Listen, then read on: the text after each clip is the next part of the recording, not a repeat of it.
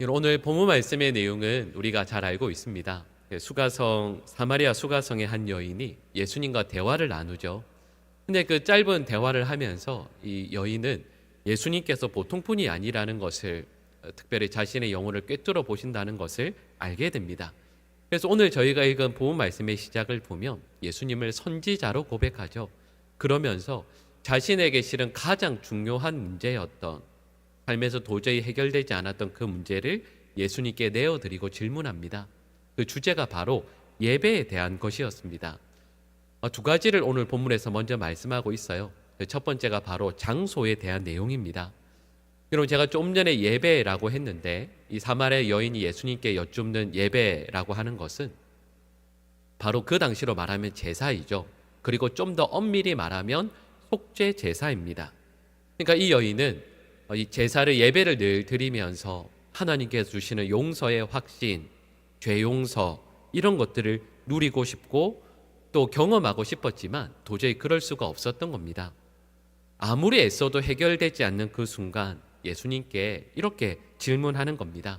우리 오늘 본문 20절 말씀을 같이 한번 읽어보겠습니다. 우리 조상들은 이 산에서 예배하였는데 당신들의 말은 예배할 곳이 예루살렘에 있다 하더이다. 아멘. 그럼 여기서 말하는 이 산이라는 것은 그 당시 사마리아의 성전이 있는 그리심산을 의미합니다. 그러니까 이곳에서 늘 자신의 예배를 드리지만 하나님께서 주시는 용서의 확신을, 그 은혜를 도저히 누릴 수가 없는 거죠. 그래서 예수님께 이렇게 질문하는 겁니다. 여기서는 누릴 수 없는데 유대인들이 예배하는, 소위 말하는 지금까지 역사적인 정통성이 있어 왔던 예루살렘 성전에서 예배하면 그 죄 용서의 은혜를, 그 죄 용서의 확신을 누릴 수 있습니까? 그것이 바른 것입니까? 이렇게 질문하고 있는 거죠. 근데 여기에 대해서 예수님께서 하시는 대답이 이러합니다. 이어지는 21절 말씀에 우리 전반부 내용만, 노란색 부분만 같이 읽어보겠습니다. 예수께서 이르시되 여자여 내 말을 믿으라. 이 산에서도 말고 예루살렘에서도 말고 아멘. 그리고 이 말씀의 의미는 예배의 장소가 중요하지 않다라는 뜻입니다.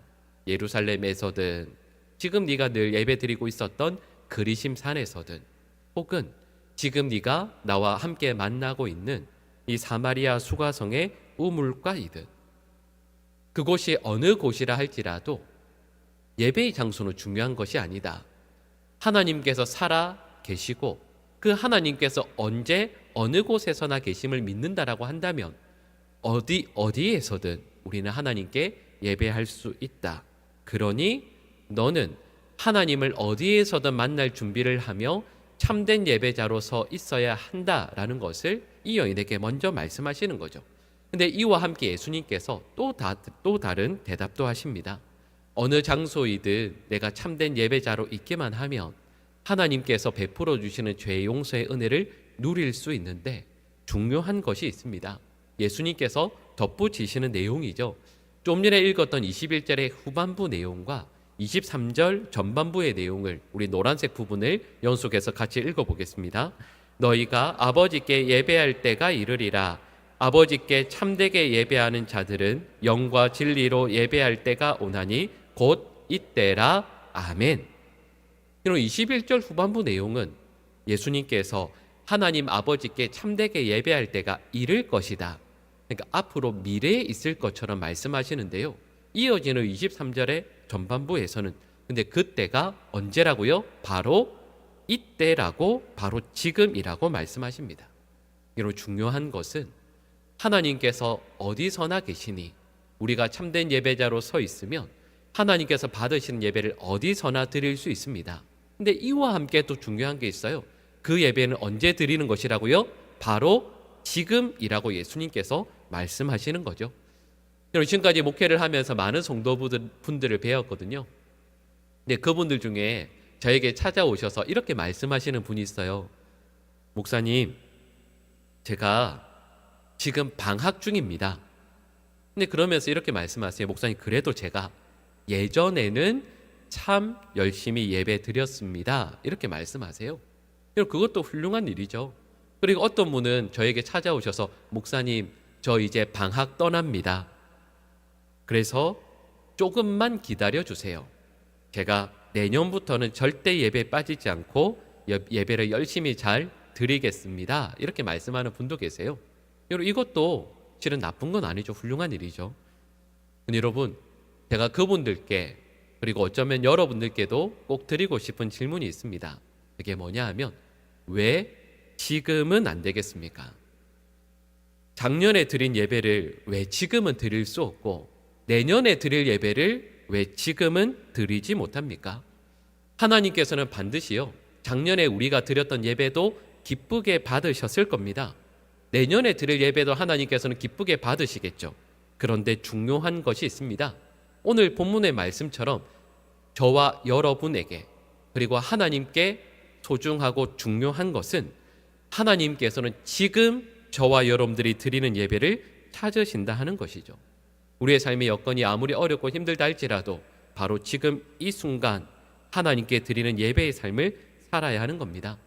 그래서 예수님께서 이 사마리아 여인에게 하시는 말씀의 내용은 어느 곳에서든 바로 지금 이 순간 하나님 앞에 참된 예배자로 서게 될 때 하나님께서 베풀어 주시는 용서를, 그 은혜를 우리는 누릴 수 있다 말씀하시는 겁니다.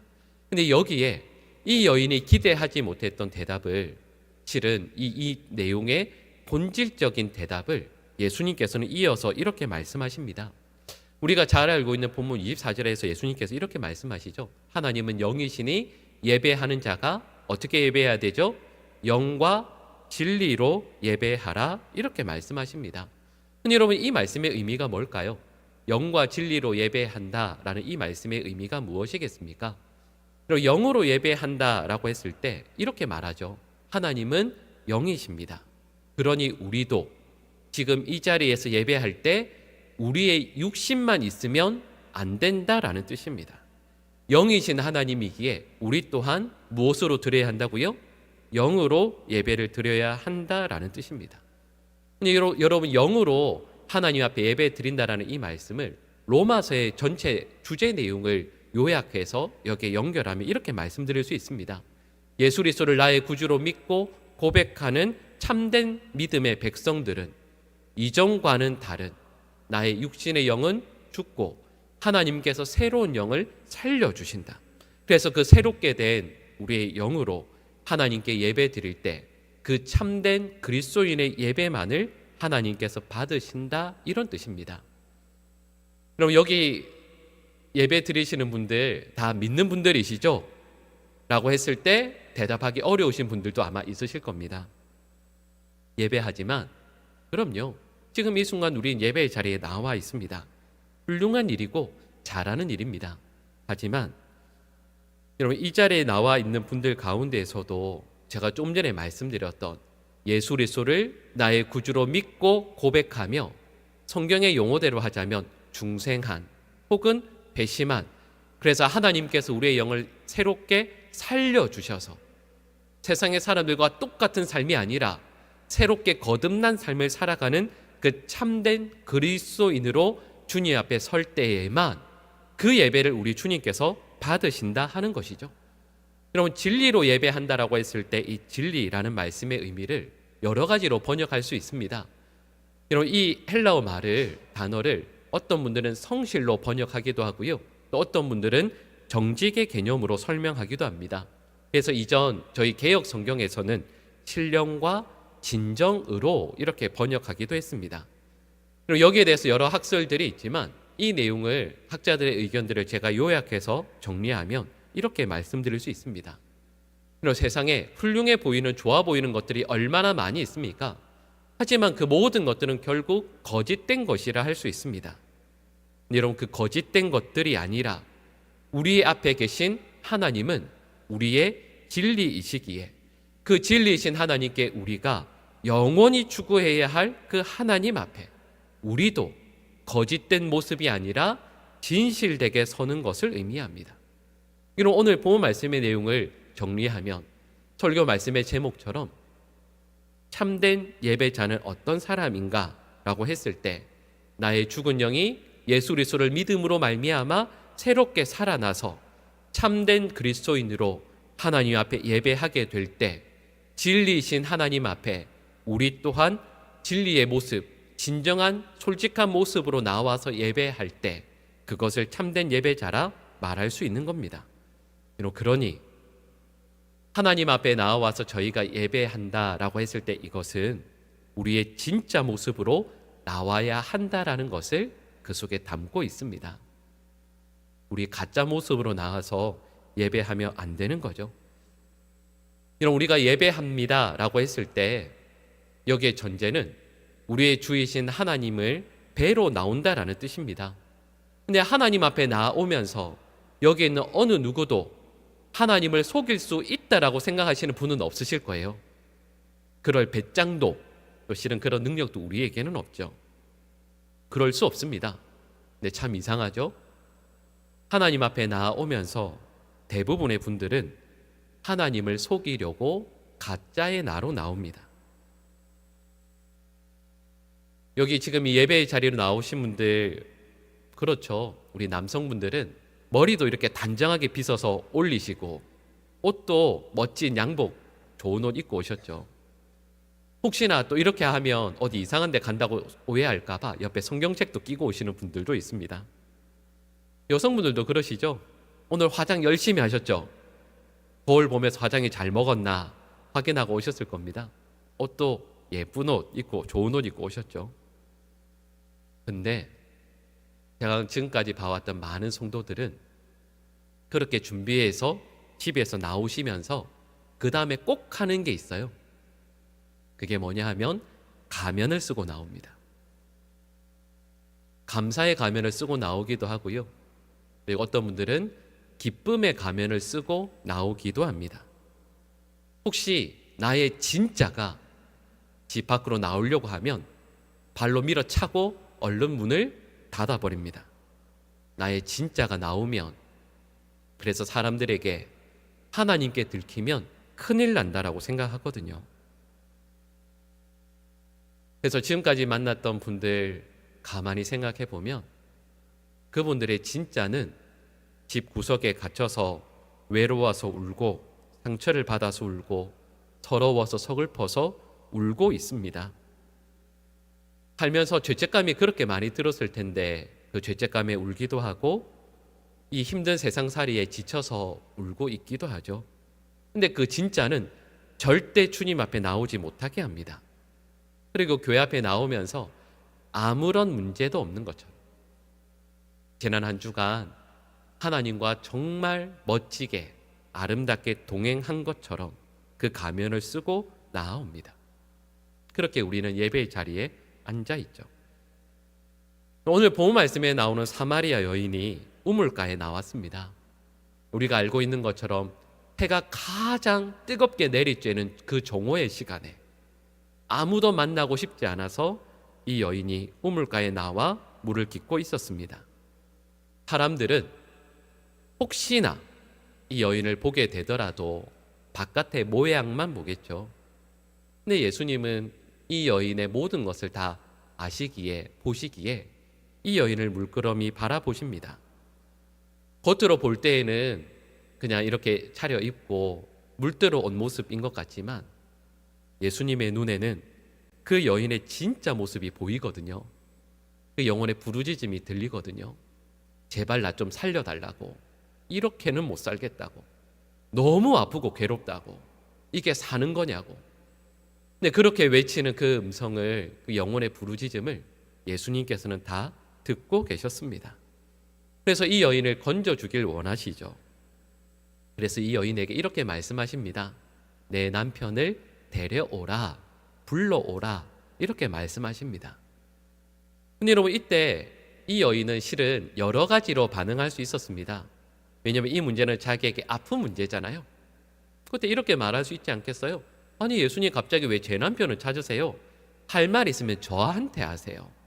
이렇게 말할 수도 있었고요. 예수님, 제 남편이 지금 지방에 멀리 출장 갔어요. 저 멀리 있어서 도무지 불러올 수가 없어요. 그냥 이렇게 얘기하시죠. 이 여인이 이렇게 말할 수도 있었습니다. 거짓으로 꾸며서 말할 수도 있고요. 아니면 돌려서 말할 수도 있었겠죠.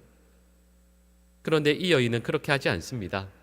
자신의 가면 뒤에 있는 진실한 모습을 그대로 내어놓습니다. 예수님, 저에게는 남편이 없습니다. 지금 살고 있는 그 남자도 저의 남편이 아닙니다. 이렇게 대답합니다. 그때 예수님께서 이렇게 말씀하시죠. 그 여인의 진실된 모습을 예수님과 여인 앞에 끄집어내십니다. 그래, 맞다. 너에게는 이전에 남편이 5명 있었고 지금 내 곁에 있는 그도 너의 남편이 아니구나. 이렇게 말씀하십니다. 여러분, 숨겨진 모습이 아니라 나의 진짜 모습을, 그리고 나의 모든 것을 아시는 그 예수님 앞에 내어드립니다. 여러분, 제가 처음에 말씀드렸던 내용이 주제가 예배였잖아요. 근데 방금 말씀드린 이 과정이 뭐냐 하면 바로 예배입니다. 나에게 있는 진짜 모습을 숨기지 않고 주님 앞에 그대로 내어드리는 과정 그 자체가 바로 예배라는 거죠. 여러분, 저희들이 예배의 자리로 나오면서 준비해야 될 게 참 많습니다. 여러분, 오늘 오실 때 그래도 한 주 중에 제일 깔끔하게 해서 나오신 거잖아요. 여러분, 이거 중요합니다. 여러분, 저 잠깐 봐주시겠어요? 저도 이게 최선이에요. 정말 열심을 다한 겁니다. 그렇게 해야죠. 예배의 자리로 나오면서 잘 가꾸고 또 좋은, 그래도 잘 준비된 옷도 입고 씻고 나오는 거 중요하죠. 여러분, 이게 의미 없다는 뜻이 절대 아닙니다. 중요합니다. 여러분, 그런데 더 중요한 게 있습니다. 그게 뭐냐 하면 나의 집에 가두어 놓은 울고 있는 진짜 나를 이 자리에 데려오는 겁니다. 진짜 나를 데리고 와서 주님 앞에 서야만 주님께서 주시는 치유, 회복, 은혜를, 그리고 변화를 누릴 수 있기 때문이죠. 여러분, 누가복음 18장 10절에서 14절 말씀을 보면 예수님께서 하시는 비유의 내용이 나옵니다. 근데 그 비유의 내용을 보면 두 사람이 등장해요. 연기를 정말 잘하는 한 사람과 연기라고는 할 줄 모르는 한 사람이 등장합니다. 연기를 잘하는 사람은 바리새인이죠. 연기를 너무 잘해서 하나님 앞에 나와서 성전에 올라가서 하나님 앞에 두 손을 높이 들고 이렇게 거룩하게 기도합니다. 하나님, 저 이렇게 살았습니다. 옆에 있는 저 세리와 저는 절대로 같지 않습니다. 너무 훌륭하게 살아왔습니다. 그 내용을 하나님 앞에서 고백합니다. 근데 그 옆에 있는 세리는 참 어리석어 보이죠. 자신의 삶을 하나님 앞에서 한마디도 꾸며내지 못합니다. 고개도 못 들고 가슴을 치며 통곡하며 이렇게 기도합니다. 하나님, 저는 죄인입니다. 하나님께 내어드릴 것이 아무것도 없습니다. 이 죄인을 용서해 주십시오. 여러분, 이 내용을 예수님께서 말씀하시는 이유가 있습니다. 여러분, 이 두 사람 중에 누가 진짜의 모습으로 하나님 앞에 나왔습니까? 반대로 누가 연기하고 있습니까? 여러분, 우리 오해하면 안 돼요. 바리새인을 나쁘게 자꾸 말씀을 하니까 그렇지만 성전에 나오기 전에 바리새인이 얼마나 바르게 살기 위해 애썼겠어요? 헌금도 잘했을 것이고 선행도, 또 말씀에 순종하는 삶도 최선을 다해 살았을 겁니다. 근데 이상하죠? 그렇게 살았는데 자신의 진짜 모습이 아니라 가짜 모습으로 하나님 앞에 섰더니 하나님께서 그에게 어떤 회복도 어떤 은혜도 주시지 않습니다. 근데 세리는 지난 삶을 참 형편없이 살았거든요. 많은 죄를 지으며 살았습니다. 근데 그 세리가 하나님 앞에 솔직한 나로 서게 될 때, 가슴을 치며 눈물 흘리며 통곡하게 될 때 하나님께서 그를 만나 주시죠. 여러분, 이걸 우리는 한편으로는 기도라고도 할 수 있지만 또 다른 한편으로는 예배라고 하는 거예요.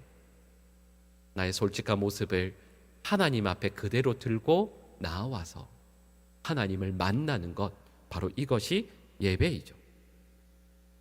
제가 미국에 잠시 있을 때 정말 우연히 미국의 빌리 그레임 목사님 그 도서관이 있습니다. 근데 거기에 이렇게 갔는데 거기에서 정말 우연히, 아마 남가주 사랑의 교회 아실 거예요. 그 교회 담임 목사님을 뵀습니다. 그분이 저를 이렇게 보더니 예수 꼭 믿으시라고. 그러면서 그곳에 오늘 이제 부흥 집회가 있으시다고 한번 오라고 하시더라고요. 그래서 그 부흥 집회에 가게 됐습니다. 근데 그때 목사님께서 이제 오랜 시간 동안 이제 부흥회로 해서 이제 설교하시면서 예화로 들어주셨던 말씀이 있어요. 그 교회 어느 집사님 부부에 대한 내용이었습니다. 그 교회에서 이제 큰 교회니까요. 근데 그 교회에서 정말 훌륭하게 귀하게 쓰임 받는 집사님 부부가 계셨어요. 근데 이 집사님 부부가 교회에서 너무 훌륭한 분들이셨는데 문제는 뭐였냐면 교회에서만 그랬습니다. 교회에서는 정말 사이 좋은 인고 부부고 교회 일에 헌신하고 믿음 생활도 잘하는 분들이었는데 집에서는 늘 싸우는 거예요. 늘 소리 지르고 집어던지고 싸우고 이렇게 하시는데 문제가 뭐냐면 교회에서 연기를 너무 잘하시는 거예요. 아무도 몰랐대요. 그래서 교회에서 모두가 칭찬하는, 인정하는 부부였습니다. 근데 어느 주일 아침 이 두 부부가 그 초등학교 다니는 딸을 데리고 이제 교회 가기 위해서 이제 준비해서 나오잖아요. 근데 그 과정에서 또 치고받고 싸웠죠. 소리 지르고 던지고 싸우고 이제 준비해서 차를 딱 탔습니다. 그리고 이제 남편 집사님이 이렇게 운전해서 가는데 그 뒷자리석에 앉아있던 초등학교 다니는 딸이 엄마 아빠를 이렇게 보면서 이렇게 얘기하는 거예요. 엄마 아빠 오늘도 연극 하려면 힘들겠네? 근데 이 말을 듣고 엄마와 아빠가 큰 충격을 받았습니다. 그리고 교회에 도착하자마자 바로 담임 목사님께 달려갔어요. 그 주일에 목사님이 바쁘실 텐데 특별히 부탁해서 목사님 기도해 주시라고, 기도해 달라고, 이런 일이 있었다고. 그러면서 자기가 지금까지 교회에서 쓰고 있던 가면을 벗게 되었습니다. 담임 목사님께 기도를 부탁을 드리고 나서 그 주에 있는 구역 예배, 우리로 하면 순예배죠. 순예배 때 이 문제를 내어놓은 거예요. 그리고 우리 부부 도와달라고, 기도해달라고, 하나님 앞에서, 성도들 앞에서 가면 쓰지 않고 참된 성도로 바르게 설 수 있도록 도와달라고. 근데 참 이상하죠? 사람이요, 나에게 숨겨진 걸 그대로 내놓잖아요. 그럼 실망해서 떠날 것 같은데 성도들이, 그 목사님도 교인분들이 다 이렇게 훌륭한 분이 자신의 연약함을 그대로 내어놓았다고 해서 더 존경하시더래요. 근데 시간이 지나면 지날수록 목사님들의 기도, 영적인 지도, 곁에 있는 성도들의 도움, 그 가운데 이분들의 영적인 삶이 점점 회복되기 시작했습니다. 근데 그 내용을 설교할 때 말씀해 주시더라고요. 자, 여러분 우리 생각해 볼까요? 여러분 어떠세요? 여러분 우리 여기 권사님들 많이 계신데 아이고, 교회에서 권사로 30년 사는 게 보통 일이 아니죠. 진짜 힘드시죠? 우리 장로님들도 계신데 아유, 교회에서 장로로 20년 30년 사는 게 얼마나 힘드세요?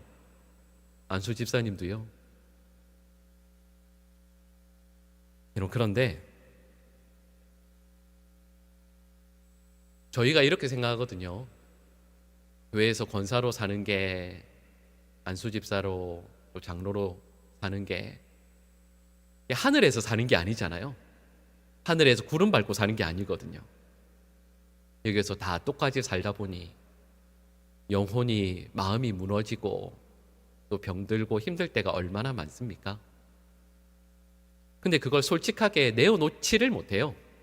그런 모습으로 하나님 앞에 설 수가 없습니다. 괜찮은 척, 기쁨의 가면도 써보고 감사의 가면도 써보고 늘 하나님과 동행하고 있다는 걸 보여주기 위한 가면도 쓰고요. 그렇게 해서 그 신앙생활이 20년, 30년 되다 보니까 어느 순간 아마 보시지 않으셨어요? 내 신앙이 저 바닥 밑에 떨어져 있는 걸 어느 순간 소스라치게 놀라며 발견하게 돼요. 오늘 본문 말씀에 사마리아 여인이 자신의 부끄러운 과거를 예수님 앞에 내어드립니다. 그랬더니 회복되기 시작해요. 그리고 삶이 변화됩니다. 우리는 이 사마리아 여인이 왜 가장 해가 뜨거운 이 낮 12시에 이 우물가에 와서 물을 뜨고 있는지 알고 있습니다. 자신의 과거가 부끄럽기 때문이죠. 내 삶을 사람들에게 내어놓기가 너무 수치스럽기 때문입니다. 근데 이상하죠? 예수님을 만납니다. 나의 있는 모습 그대로 예수님을 만나요. 그랬더니 변화가 일어납니다. 그 다음에 어떻게 하죠? 오늘 우리가 읽은 말씀 그 다음 내용들을 보면 이 여인이 물동이를 던져두고 자기가 피했던 사람들에게 달려갑니다. 그리고 그들에게 예수님을 전하기 시작합니다. 우리 시편 34편 18절 말씀 우리 화면에 나오는데요. 우리 같이 한번 읽어보겠습니다. 여호와는 구원하시는 도다. 아멘. 이 말씀을 다시 한번 잘 생각해 보세요. 상한 마음을 적의 집 구석에 아무도 못 보게 그냥 놔두면 그 말 그대로 상처로 썩고 고름이 나고 점점 더 심해지게 됩니다. 근데 그걸 하나님 앞에 들고 나아갔더니 하나님께서 그를 구원해 주세요. 그를 위로해 주시고 회복시켜 주시고 치유해 주십니다. 그게 오늘 본문 말씀의 내용이에요. 여러분 오늘 본문 말씀을 읽으시면서 여러분 마음이 어떠셨는지 모르겠어요. 근데 저는 오늘 본문 말씀을 읽고 묵상할 때마다 마음 한편이 참 아려옵니다.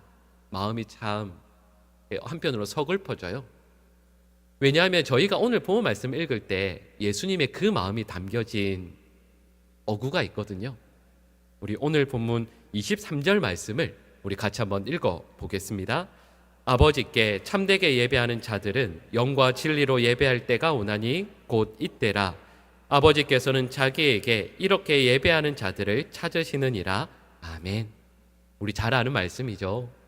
여러분 23절 말씀을 다시 한번 눈으로 찬찬히 보시겠어요? 예수님께서 이 말씀을 하실 때 어떤 마음이셨을까? 한번 잘 생각해 보세요. 그리고 23절 말씀의 가장 끝부분에 끝에 나오는 단어가 찾으시느니라 라는 말씀이에요. 이 단어죠. 여러분 이 단어는 원문 그대로의 의미가 뭐냐 하면 이런 뜻입니다. 집요하게 찾는다. 그리고 시제를 생각하면 지금도 찾고 계신다. 이런 뜻입니다. 여러분 이 헬라어 단어가 쓰인 다른 본문이 있어요. 어디냐면 누가복음 15장. 한 목자가 있는데 양이 100마리가 있었습니다. 그 중에 몇 마리를 잃어버리죠? 한 마리. 근데 그 한 마리가 혹시 어느 산짐승에게 지금 물려 있을까봐, 혹시 가시덤불에 빠져 있을까봐 그 목자가 그 한 마리의 양을 찾기 위해 말 그대로 찾아 헤매죠. 그때 쓰는 단어가 바로 이 단어입니다. 이런 무슨 의미겠어요? 지금까지 말씀드렸던 것처럼 예배 드리기 위해 나온 모든 성도들이 진심으로 나의 솔직한 모습 그대로 하나님께 바르게 나온다면 하나님께서 이렇게 찾아 헤매실 필요가 전혀 없습니다. 그러실 필요가 전혀 없죠. 다 그런데요. 근데 방금의 그 23절 말씀에 담긴 의미가 뭐냐 하면 성도들이 주님 앞에 나오면서 다 숨기고 나온다는 뜻이에요. 하나님 앞에 몸은 나와 있지만 나의 영 그리고 나의 진실된 모습은 저기 감추고 나오고 있다라는 뜻입니다. 여러분, 전 우리 봉황중앙교회 모든 성도들이 처음에 잠시 말씀드렸던 것처럼 그럼요. 우리가 서 있는 곳이 직장이든 가정이든 교회이든 바로 그 순간 우리는 하나님 앞에 참된 예배자로 서야 할 것입니다. 우리 모든 성도들이 참된 예배자 될 수 있기를 간절히 축복합니다. 여러분, 그런 저희들이 이 예배의 자리로 나올 때 하나님 앞에 내어놓기 부끄러운 모습이 있거든요. 들키면 안 되겠다 싶은 모습이 있거든요. 지난 한 주간 동안 상처받고 아프고 내어놓기 어려운 우리의 영혼이 있거든요. 집 구석에 혹시 내 남편, 내 아내에게 들킬까봐, 자녀들에게 보일까봐 저기 구석에 밀어넣은, 그렇게 하고는 이 자리에 나오는 것이 아니라 진짜 나의 모습으로, 진짜 나의 영혼으로 주님 앞에 나와서 나의 상한 심령을, 나의 아픈 마음을 주님 앞에 내어드리고 찬양과 기도 가운데, 말씀 가운데 주님께서 만져주시고 주님께서 위로해 주시고 회복시켜 주신 은혜를 늘 경험하는 우리 모든 주의 백성들 될 수 있기를 간절히 축복합니다. 기도하겠습니다. 사랑의 하나님, 저희의 평생에 주님을 영과 진리로 예배하게 하여 주시옵소서. 어느 장소 어느 때에든지 저희와 함께 하신 하나님으로 인하여 저희들의 삶이 날마다 새로워질 수 있게 하여 주시고 우리를 살려주시기 위해, 회복케 하시기 위해 예배의 자리로 초대하시는 그 주님의 음성에 반응하여 진리신 주님을 만나고 음성을 듣고 순종하는 우리 모든 믿음의 백성들 되게 하여 주시옵소서. 상한 심령이, 우리의 모든 상한 심령이, 우리의 가정이 주님 은혜 가운데 회복되게 하여 주시옵소서. 예수님의 이름으로 기도합니다. 아멘.